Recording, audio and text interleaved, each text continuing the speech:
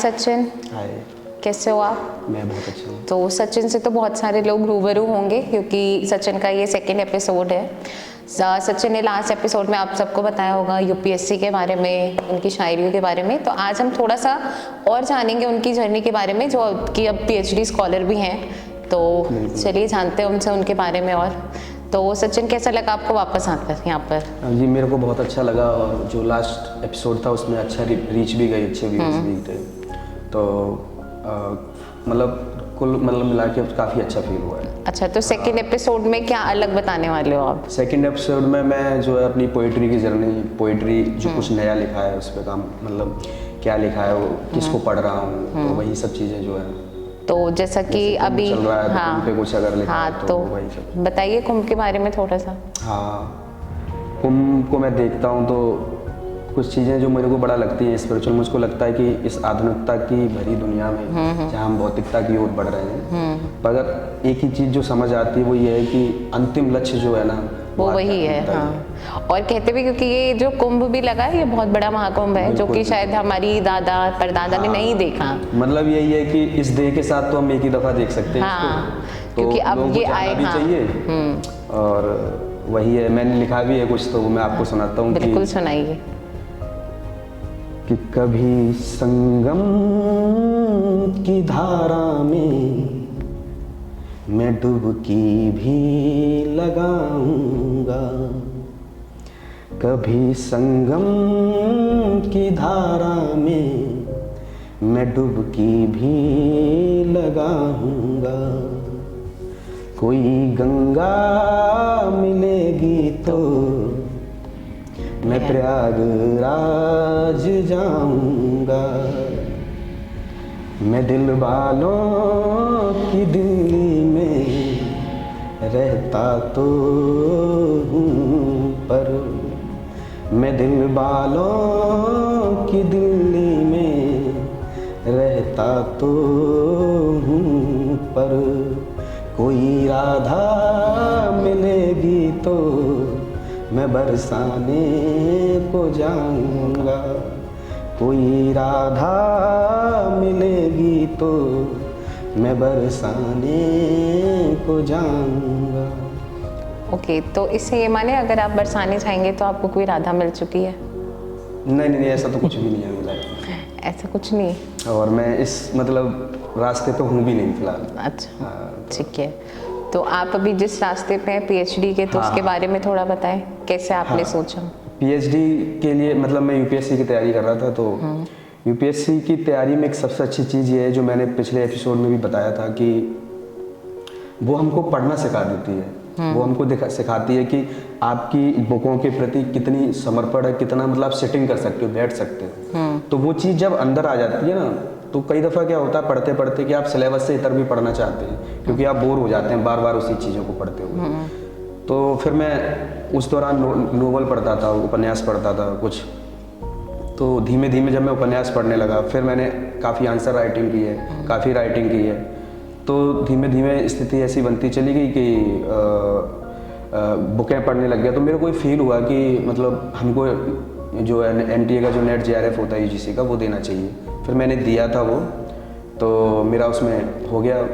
तो फिर मैं पीएचडी के लिए मतलब अप्लाई किया, तो मैं पीएचडी के लिए हूँ, एनरोल हूँ। तो काफ़ी चीज़ें ठीक चल रही हैं। और यही है कि मैं यही कहना चाहता हूँ लोगों से कि जितना ज़्यादा से ज़्यादा आप पढ़ सकते हैं, आप उतना बेहतर बन सकते हैं। हाँ, कहीं ना कहीं, क्योंकि कहते हैं कि यूपीएससी सबसे डिफिकल्ट एग्जाम होता है जो है इंडियन के लिए, है ना। और यूपी और बिहार से जो लोग आते हैं उनको यूपीएससी का एक अलग ही भूत सवार होता है, क्योंकि पेरेंट्स बचपन से ही कह देते हैं कि काश हमारा बेटा आईएएस बन जाए, काश हमारा बच्चा आईपीएस बन जाए। क्योंकि हम लोग जिस शहर से आते हैं वहाँ पे ये एक अलग ही भूत है। और कहीं ना कहीं बहुत अच्छी चीज़ है कि हमारे अंदर एक भूख बचपन से ही डाली जाती है कि हम और पढ़ें और उस चीज़ को अच्छे से करें। तो एक चीज़ ये भी है कि यूपीएससी का एग्जाम इतना डिफिकल्ट होता है कि अगर वो आप पढ़ने लग जाओ उसके बारे में, तो आप अलग एग्जाम्स में भी क्रैक करते हो। ये होता है। अगर एक नहीं तो कहीं ना कहीं कई रास्ते खुल जाते हैं। तो वो उसके सिलेबस में ही इस तरह से चीज़ें हैं कि उसको इस तरह से तैयार किया गया है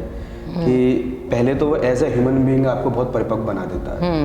वो पूरा सिलेबस ऐसा है, वो हमारी लाइफ की जर्नी से ऐसे गढ़ा गया है। वो पूछते हैं कि आप कहाँ से आए हो, क्या करना है आपको, आप टेक्नोलॉजी की दुनिया में कितने आगे हो कितने पीछे हो, है ना।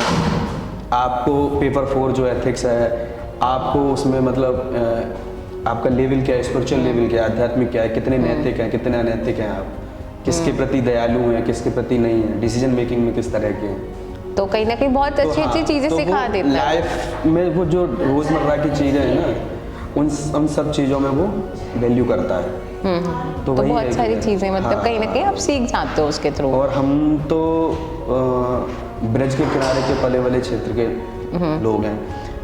कृष्ण हमारे यहाँ सबसे ज़्यादा आराध्य देव है, हमारे पूजे जाते हैं।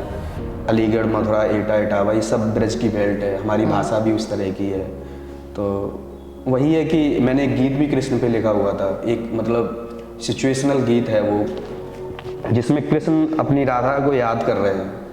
तो वो गीत है कि मतलब वो क्या है कि एक महाभारत में, बीच महाभारत में फंसे हुए कृष्ण और मतलब एक कैरेक्टर है कर्ण। तो जो कर्ण है ना, कर्ण उस दिन मतलब कर्ण की मृत्यु हो जाती है।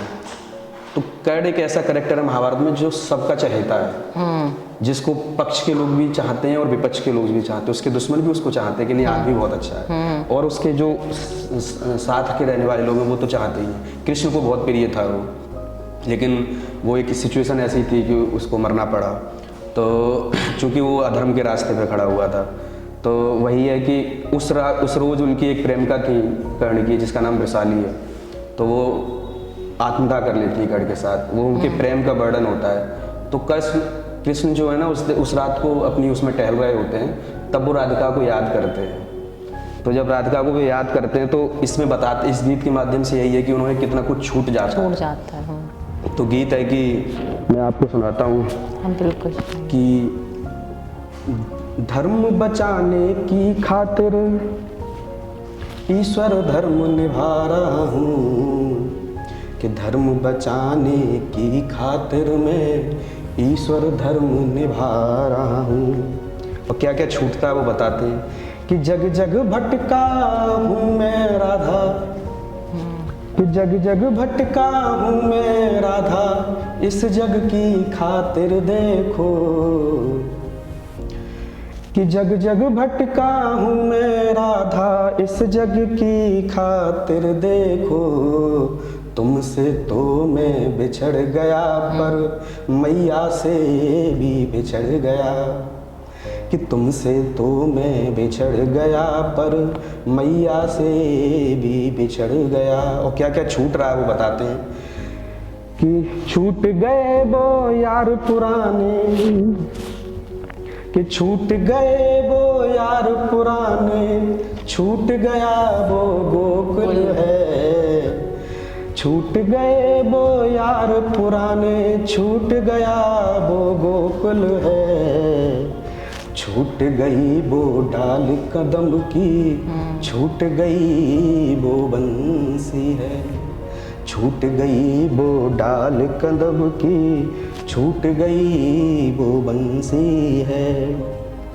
कि धर्म की खातिर आन पड़ा हूँ, कि धर्म की खातिर आन पड़ा हूँ और महाभारत में फंसा हूँ, कि धर्म की खातिर आन पड़ा हूँ और महाभारत में फंसा हूँ। मैं ही जीता मैं मरता हूँ, मैं ही जीता मैं मरता हूँ, मैं ही यहाँ घायल पड़ा हूँ, मैं ही जीता मैं मरता हूँ, मैं ही यहाँ घायल पड़ा हूँ।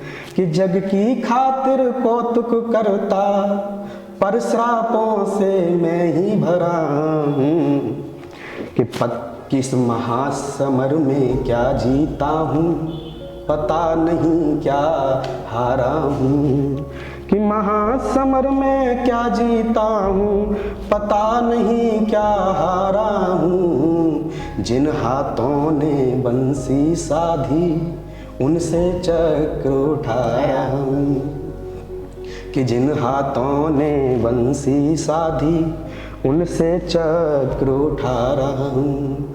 धर्म बचाने की खातिर मैं ईश्वर धर्म निभा रहा हूँ, कि धर्म बचाने की खातिर मैं ईश्वर धर्म निभा रहा हूँ, दर दर भटका हूँ मैं राधा, इस जग की खातिर देखो।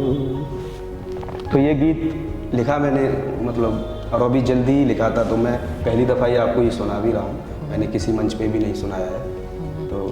तो आपको क्या मोटिवेट करता है ये सब चीज़ें लिखने के लिए या फिर ऐसे गीत बनाने के लिए? कुछ ऐसी चीज़ें आप ये सिचुएशंस के हिसाब से चीज़ें होती हैं।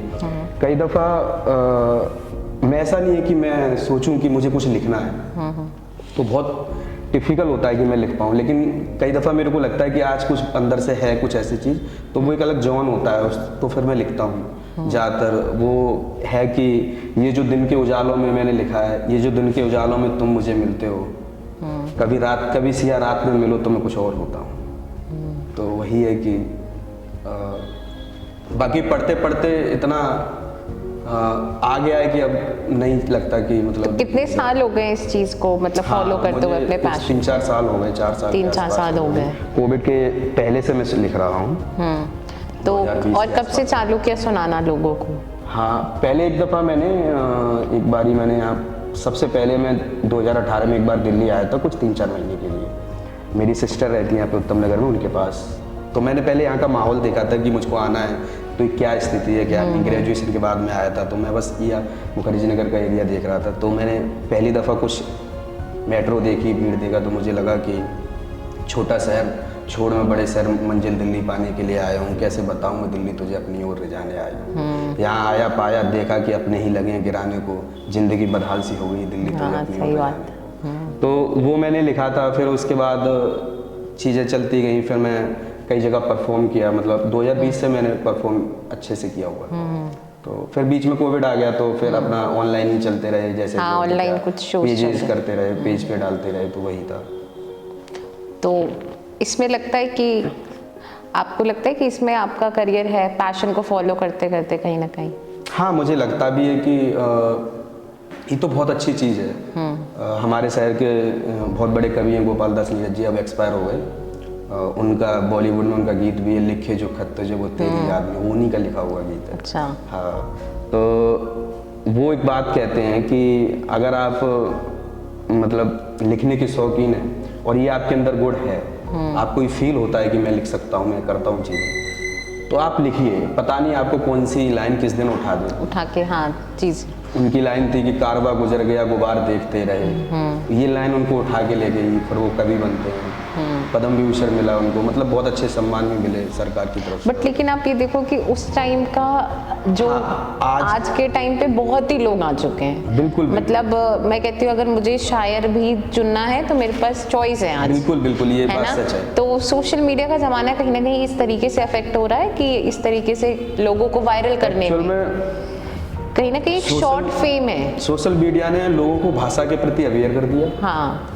और पहले जो शायरी थी ना वो थोड़ा क्लिष्ट लैंग्वेज में हुआ करती थी। हिंदी नहीं है तो बहुत अच्छी हिंदी है। उर्दू वो है। कह रहे हैं कि कारवां गुजर गया। उन्होंने नहीं बोला कि भीड़ गुजर गई, कारवां या समय गुजर तो गया। हाँ, वो इस तरह की बातें नहीं कर रहे हैं। वो कर रहे हैं कि वो जो चीज़ जा रही है ना वो समय, तो लोग उसको कनेक्ट नहीं कर पाते थे। आज की शायरी थोड़ा सा कनेक्ट वाली हो गई, आम भाषा की शायरी हो गई, तो हर व्यक्ति के लिए बड़ा आसान हो गया। उसको लगता है तो हमारी भाषा की चीज़ है। हाँ, तो कनेक्टिविटी थोड़ा सा तो लोग इसमें आए भी हैं, बहुत से लोग हैं। और एक बड़े स्तर पे हिंदी भाषा उर्दू भाषा में बड़े स्तर पे इसको मैं समझता हूँ कि जब से डिजिटल ये हुआ तब से कुमार ने और उधर पाकिस्तान के कुछ उर्दू शायर उन्होंने बड़े स्तर पे काम किया और भाषा को बहुत सरल कर दिया, तो वो आम जनमानस तक पहुँच रहे हैं।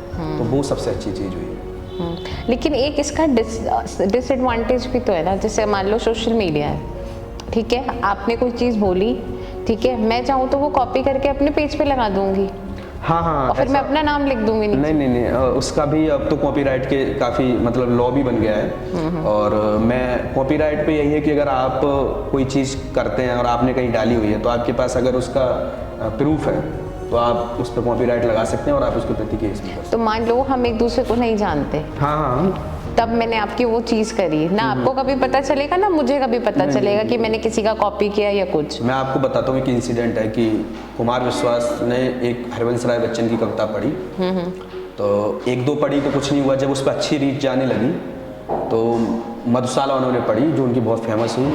तो अभिषेक बच्चन की तरफ से अभिषेक बच्चन की तरफ से और अमिताभ बच्चन की तरफ से, दोनों की तरफ से उनको नोटिस आए कि हमारे पिताजी की कविता है और आप कैसे इसको कर सकते हैं। तो उन्होंने फिर वहाँ पे छोड़ा और आप जो कमाते हैं वो सब उनको देना पड़ा। कुछ 32 रुपए थे, उन्होंने उस प्रोजेक्ट को छोड़ दिया। हालांकि वो उसको थोड़ा म्यूजिक के साथ और उसके साथ ऐड कर रहे थे, बस उनकी परमिशन उनसे नहीं ली गई, इसलिए उनको प्रति हुआ। तो कई दफ़ा होता है कि आपकी पोइट्री और आपकी ये सॉन्ग बनते हैं, है ना, तो ये जब सॉन्ग बनते हैं तो आपसे परमिशन ली जाती है। अगर आप परमिशन से आप देते हैं तो आपको उसका वो मिलता है कि आप सर करिए, अगर ये हट जाती है तो हम आपको उसका जो पारिश्रमिक मिलता है वो सब मिलता है। हाँ, बिल्कुल, वही है। तो मतलब कहने का मतलब ये है कि अगर कोई भी चीज़ आप कर रहे हो, आप उस बंदे से परमिशन लो, तो आप उसके बाद करो। तो कई दफ़ा आप कॉपी पेस्ट करते हैं। हाँ। तो मैं तो ये मानता हूँ जो बहुत अच्छा राइटर है, लेखक है, उसको किसी की पसंद आती है ना। जैसे इन दोनों एक लड़का है, हमारी हम उम्र लड़का है, मैंने उसके साथ पढ़ा हुआ है, बहुत अच्छा भी है, मुझे बहुत पसंद है, कुशल दनोरिया करके। उसकी एक वो है कि हाँ यहाँ तुम देखना रुतबा हमारा, हमारा रेत होगी दरिया हमारा, यहाँ तुम देखना रुतबा हमारा, हमारी रेत होगी दरिया हमारा, किसी से कल पिताजी कह रहे थे मोहब्बत खा गई लड़का हमारा। तो वही है कि आप उसका मेंशन करें तो आप बेहतर होंगे, क्योंकि कॉपी पेस्ट तक मैं ये मानता हूँ कब तक आप लिख लेंगे। हाँ बिल्कुल। लेकिन जब तक आप 100, 150, 200 पेज डेली मतलब डाल रहे हो अपने अकाउंट पे, तो वो कॉपी पेस्ट नहीं हो सकते। कब तक किसी का उठाएंगे? हाँ, कब तक? कोई ना कोई आपके खिलाफ में आ जाएगा ना। तो वही है। तो आपके फेवरेट शायर कौन है? मेरा फेवरेट तो इन दिनों तो मैं जॉन एलिया को पढ़ रहा हूँ, और जॉन एलिया का तो मतलब ऐसा खुमार है मुझ पे। तो कहीं ना कहीं इनकी 2 लाइनर्स ही सब बातें बता देती हैं। हाँ, मतलब वो उस आदमी के बारे में तो मैं आपको क्या बताऊँ कि इतना ज़्यादा उस आदमी के बारे में, वो यहाँ अपने उत्तर प्रदेश अमरोहा का रहने वाले थे। यहाँ उनका किसी से प्रेम था और देश का विभाजन हुआ तो उनको प्रेम से भी बिछड़ना पड़ा, फिर अपनी ज़मीन से बिछड़े। हाँ। जो हमारी मातृभूमि थी इससे बिछड़े। उसके बाद वो पाकिस्तान चले गए। पाकिस्तान जाने के बाद जो है उनकी पत्नी ने उनको छोड़ दिया, जिनसे शादी हुई, उनके बच्चे उनको छोड़ के चले गए। तो उस आदमी ने और उसने इतना दर्द झेला, उसके बाद वो अपने दर्द को मंच से गाता है। मैं तो एक शेर उनके लिए लिखा कि जॉन तुम दर्द की भी हद हो, जॉन तुम दर्द की भी हद हो, तुमको पढ़ता हूँ तो खो जाता हूँ, तुम्हारी शायरी अगर कोई भी दिल से लगा लूँ तो, तुम्हारी शायरी अगर कोई भी दिल से लगा लूँ तो भरी महफिल में रो जाता हूँ। वाह।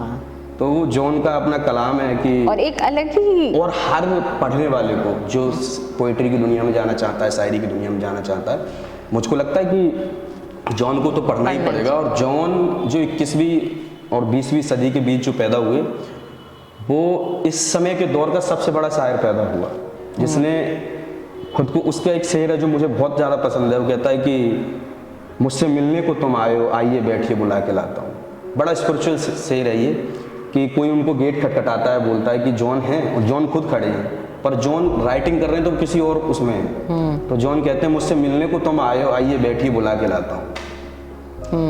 तो उस तरह वो कहते हैं कि मुझको वो बात खा गई जो बात कभी पी गया था, हमने वो जिंदगी गुजारी है जो गुजारी ना जा सके। तो अभी मुझे लगता है आपने पूरा रिसर्च कर लिया उनके बारे में। पढ़ रहा हूँ। उनकी एक शायरी है कि तुम जब आओगी तो खोया हुआ पाओगी मुझे, मेरी तन्हाई में ख्वाबों के सिवा कुछ भी नहीं है, मेरे कमरे को सजाने की तमन्ना है तुम्हें, मेरे कमरे में किताबों के सिवा कुछ भी नहीं। वाह। तो वो जॉन का एक लेवल है, और बहुत मतलब। इनके अलावा कोई और शायर जिनको आप पसंद करते हो? अभी नए शायरों में तो कुमार विश्वास हैं, तो सबकी पसंदीदा हैं। और कुमार विश्वास की जो मुझे सबसे ज़्यादा पसंद भी आती है, उनके हैं तो कई, है नमन, और उनकी वो है मांग की सिंदूर रेखा, वो मुझे बहुत पसंद है। एक उनकी है जो उसकी कुछ लाइनें सुना देता हूँ, बहुत कम सुनाई गई है पर बहुत अच्छी लगती है मुझको। वो कहते हैं एक मैं हूँ यहाँ एक तू है, सिर्फ सांसों की ही गुफ्तगू है, दूर धरती के कांधे पे देखो आसमां झूम कर झुक गया है, नर्म बाहों के घेरे में आके शोर दुनिया का चुप रुक गया है, एक मैं हूँ यहाँ एक तू है, सिर्फ सांसों की ही गुफ्तगू है। तो वो बहुत अच्छा है सबके लिए। मुझे लगता है कि जो भी भारत में पोइट्री के लिए सोच रहा है तो कुमार विश्वास तो उसकी पहली प्राथमिकता ही होंगी, जिन्होंने पोइट्री को एक मुकाम भी दिया है। पहले पोइट्री जो है ऐसी मतलब थी कि रोटी चलाने का भी जरिया नहीं थी। हाँ, आज अब के दौर तो- में अगर आदमी चाहे तो उसमें कैरियर बना सकता है। हाँ, तो ये उन्होंने बहुत अच्छा किया है। और एक अली ज़ारियू करके पाकिस्तान में शायर हुए ओके। हैं अभी उनकी एक है कि वो मुझको बहुत ज़्यादा पसंद आती है। कोई गली थी कोई शहर था जिसकी एक गली मेरी हर आहट पहचानती थी, मेरे नाम का एक दरवाज़ा था, एक खिड़की मुझको जानती थी। तो बहुत ही गहराइयों से लिखी हुई चीज़ें हैं लोगों की। बिल्कुल। एक लड़की है अभी हमारे साथ की, कीर्ति सायरा करके, उसकी मुझे बहुत ज़्यादा पसंद है। उसने वुमेन एम्पावरमेंट पे इतना अच्छा लिखा है। वो एक बेटी अपने पिता से शिकायत कर रही है। वो कहती है कि दुल्हन बनाने से पूर्व अगर तुम मुझे सक्षम भी बनाते बाबा तो मुझे यूँ जलना न पड़ता अगर तुम मेरी किताबें न चलाते बाबा। ये जो अब कर्ज पर कलेक्टर लाए हो खरीद कर तुम, क्या लगता है तुम्हें, क्या वो मैं नहीं बन सकती? वो कह रही है कि छोटी सी झोपड़ी की सही मगर मालकिन होती अगर तुम बड़ी सी हवेली में मुझे दफना के ना आते तो। मैंने तो सुना था बाबा कि बेटियां चिड़िया होती हैं आंगन की, तुम मुझे आगे तो पढ़ाते। तो कुछ इस तरह से उसकी थी, बहुत अच्छी जो मुझे लगती है, बहुत अच्छा। हाँ, मैं भी अच्छा पढ़ने उन्हें लिखने फॉलो वाले- करती हूँ। हाँ, अच्छा पढ़ने लिखने वाले लोग आ चुके हैं, अच्छा कर रहे हैं। और इवन मेरा फर्स्ट ओपन माइक शो में शी वाज द जज। अच्छा। हाँ, और मेरी उनके साथ फोटोज भी हैं। अच्छा। तो मेरा मैंने और उन्होंने साथ भी पढ़ा है मंच पे। हाँ, मैंने बहुत मतलब बढ़िया। एक ओपन माइक शो किया था, वो मेरा फर्स्ट था 17 मार्च 2023। अच्छा। तब किया था, तब मुझे याद है कि मैं उनके साथ मिली थी। तो शी वाज नाइस। अभी एक मैंने जो है मैं आपको सुनाता हूँ पोएट्री, ये न्यू ईयर पे लिखी थी। अच्छा। न्यू ईयर वाले दिन। तो ये पोएट्री है कि मैंने लिखी थी किसी के लिए कोई था जब जिंदगी में तब। ओ, तो कोई था ना, मतलब आप? हाँ, तो था जब जिंदगी में, पर वही है कि समय की चीज़ ऐसी थी, वो चले गए हम चले गए तो रास्ते बदल गए। तो वो मैंने पहले पॉडकास्ट में बताया भी है। ओके। तो मैंने लिखा था कि मैं जब भी उस शहर में जाता हूँ तो उसकी गली को ठहर के देखता हूँ। मैं जब भी उस शहर में जाता हूँ तो उसकी गली को ठहर के देखता हूँ। मैं सोचता हूँ कि उस गली के मुझ पर कितने एहसान हैं। ये वो गली है जिसने मुझे तुमसे मिलाया। तुम्हारी गली के कितने फूल थे जो तुम्हारे बालों का गजरा बनना चाहते थे। तुम्हारी गली के कितने फूल थे जो तुम्हारे बालों का गजरा बनना चाहते थे। जिस फूल को तुमने छुआ होगा वह तो दम से भर गया होगा। शायद मैं उन्हीं में से एक था। शायद मैं उन्हीं में से एक था। कितने पेड़ थे जो तुझे छाँव से भर देना चाहते थे। कितने आंगन थे जो तुझे चांद से मिलाना चाहते थे। कितने कुएं थे जो तुझे मीठा पानी पिलाना चाहते थे। कितनी कोयलें थीं जो तुझे गीत सुनाना चाहती थीं। कितने पंछी थे जो तुझे ठहर के देखना चाहते थे। इतना सब कुछ होने के बावजूद भी तूने मुझ जैसे लड़के को प्रेम का प्रस्ताव भेजा। मैंने उस प्रेम के प्रस्ताव को उसी पवित्रता के साथ स्वीकार किया। मैंने उस प्रेम के प्रस्ताव को उसी पवित्रता के साथ स्वीकार किया। मुझको लगा मैं तेरे हाथों की लकीर हूँ जिसे तूने बरसों से सजा के रखा है। मगर प्रारब्ध को कुछ और ही मंजूर था। मगर प्रारब्ध को कुछ और ही मंजूर था। बिछड़ना शायद हमारी नियति में था। बिछड़ना शायद हमारी नियति में था। मगर तुम ये ध्यान रखना मेरी बह की वेदना सदा तुम्हारी देह की दहरी को कुरेदती रही। इस 21वीं सदी के 1/4 हिस्से बीतने के अंतिम वर्ष के नववर्ष पर मैं तुम्हें ये शब्द भेंट कर रहा हूँ। इसलिए नहीं कि मैं तुम्हें याद दिलाऊं कि हमने प्रेम किया था, इसलिए कि सदी गवाह बने कि हमने कभी प्रेम किया। तो ये मैंने अभी लिखी हुई थी। तो अभी कोई नहीं है लाइफ में? नहीं, अब कुछ ऐसा नहीं। वाह, गुड। कितने टाइम से नहीं है? मेरा 7 साल का रिलेशन था ऐसा 2014 से और 2022 तक। कोविड ने मेरे साथ ऐसी, मतलब मुझे पता नहीं किस किस के साथ हुई होगी, पर हुई, उनकी शादी करा दी गई। तो वही स्थिति थी। शादी हो गई उनकी? तो आपने क्यों नहीं करी? मैं तो अभी मतलब फिलहाल तो यही है कि शादी के बारे में सोचा भी नहीं है। नहीं, मतलब कहने का मतलब आपने क्यों नहीं की उनसे? वो उनकी कुछ मतलब मेरे को पता ही नहीं चला जब उनकी शादी हो गई थी। हाँ? कोविड था तो कोविड में मतलब फ़ोन, फैमिली थोड़ा स्ट्रिक्ट है। नहीं, फ़ोन उस समय के लिए जब फैमिली घर पे रह रही है तो फ़ोन यूज़ नहीं होता। तो मेरी 6 महीना बात ही नहीं हो पाई थी। थोड़ा बहुत मैसेज से होती, तुम ठीक हो या वो ऐसा कुछ। उसके बाद चीज़ें सीधे खबर मिलेगी शादी हो गई। कुछ 8 दिन पहले वो बताती हैं और रोते रहते हुए। तो मैं एकदम सोच रहा हूँ मैं अभी इस स्थिति में क्या करूँ। मैं सोच रहा हूँ 1-2 दिन लेकिन वो दिख भी चुकी थी, उनको भी नहीं पता, उनकी जो है 1 महीने के अंदर शादी करा दी गई। उनके फैमिली को लगा 7 साल मायने रखते हैं किसी भी रिश्ते के लिए, तो वही। लेकिन एक मूव ऑन का फेस आता है हर किसी के लाइफ में।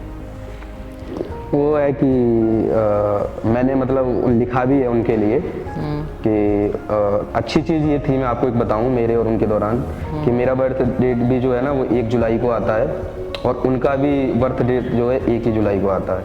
वाह वाह। तो हमको लगता था कि शायद हम मेड फॉर ईच अदर। हाँ एक दूसरे के लिए बने हैं, चीज़ें अच्छी हैं, पर वही है ना, किस्मत को पता नहीं होता। तो मैंने उनके लिए लिखा भी था। फिर एक चीज़ हुई कि उनके एक बेटा हुआ है उनके, तो मुझे किसी के थ्रू पता चला। खबरें पूरी हैं मतलब उनकी मिल जाती हैं, वही है ना कि आदमी को खबर कोई ना कोई अक्सर वो लोग दे देते हैं जो जिनको ये पता नहीं होता कि इनसे हमें उम्मीद होगी ये बताएंगे, तो उन लोगों से पता चल जाता, पूछते भी हैं और उनका क्या हुआ वो जो थे। तो मैंने लिखा था, कभी मुझको याद है कि मैंने उनके बेटे के लिए लिखा था, मैंने कहा सुनो मुबारक हो, सुना है तुम्हारे एक बेटा हुआ है। मैं इतनी दूर से उसे क्या दे सकता हूँ, मगर मैं ये मोहब्बत से भरे अपने लफ्ज़ देता हूँ। अगर तुम्हारे बेटी भी हुई होती मैं तब भी यही करता और यही लफ्ज़ दे रहा होता। तो मैं कहता हूँ कि एक रोज़ जब वो धीरे धीरे बड़ा होने लगे, एक रोज़ जब वो धीरे धीरे बड़ा होने लगे, एक रोज़ जब उसके दिल का कोई पैरोकार हो जाए, एक रोज़ जब तुम्हारे अलावा उसके दिल में कोई और सांस लेने लगे। कहने का मतलब है कि उसके दिल पे कोई प्रेम दस्तक दे दे, तब तुम कर्तव्यशील पेरेंट्स होने का धर्म मत निभाना। तब तुम कर्तव्यशील पेरेंट्स होने का धर्म मत निभाना, अपने बेटे के साथ खड़ी रहना। मैं नहीं चाहता कि जो दुख हमने झेले वो इन नई नस्लों के हिस्से में नहीं आने चाहिए। हमने प्रेम किया है, प्रेम के मारे हुए लोग हैं हम, टूटे हुए हृदय के लोग हैं हम, तो हमने मोहब्बत की, अगर हमने मोहब्बत से कुछ सीखा नहीं तो ये जाती होगी। बिल्कुल। तो मैं बस यही कहता हूँ तुमसे कि सारे दुनिया के विरोध एक तरफ हो जाएं, तब भी तुम अपने बेटे के साथ खड़ी रहो।